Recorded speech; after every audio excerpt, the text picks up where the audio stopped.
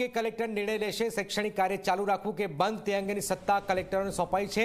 સ્થાનિક પરિસ્થિતિ મુજબ કલેક્ટરોએ નિર્ણય કરવાનો રહેશે।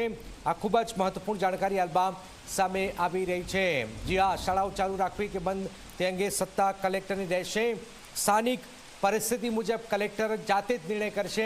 કેટલાક જિલ્લાઓમાં ભારેથી ભારે વરસાદ છે અને આ પરિસ્થિતિની વચ્ચે હિતલ જોડાઈ ગયા છે ગાંધીનગરથી। હિતલ, આવતીકાલે લગભગ સરકાર તરફથી લગભગ મોટાભાગના જિલ્લાઓમાં આજે જે રીતે પરિસ્થિતિ છે આવતીકાલ પણ રખાય, પણ કલેક્ટર પર નિર્ણય છોડાયો છે। હિતલ, જી જેને ચોક્કસ એવું કહી શકાય, કારણ કે આમ જોવા જાવ તો બપોર પછી વરસાદમાં ઘટાડો જોવા મળી ગયો છે ને કે એટલા જ કારણે રાજ્ય સરકાર દ્વારા મહત્વપૂર્ણ રીતે કહી શકાય કે શાળા કોલેજો ચાલુ રાખવાના પરિપ્રેક્ષમાં સ્થાનિક કક્ષાએ જે પ્રકારની પરિસ્થિતિ હોય તેના આધારે જિલ્લા કલેક્ટરને નિર્ણય લેવાની સત્તા આપવામાં આવી છે। સ્વાભાવિક છે કે મુખ્યમંત્રીના અધ્યક્ષસ્થાને જે બેઠક મળી હતી એ બેઠકમાં કેટલાક મુદ્દાઓની ચર્ચા થઈ છે। એમાં આ એક મુદ્દો પણ ખૂબ મહત્વનો હતો અને એટલા જ માટે પ્રાથમિક શાળાઓથી માધ્યમિક શાળાઓ સહિતના જે સ્થાનિક કક્ષાએ પરિસ્થિતિ હોય એ પ્રમાણે વિદ્યાર્થીઓને હેરાનગતિ ન થાય અને શૈક્ષણિક કાર્ય ન બગડે એ પ્રમાણે જિલ્લા કલેક્ટરને નિર્ણય લેવાની સત્તા સોંપવામાં આવી છે। જી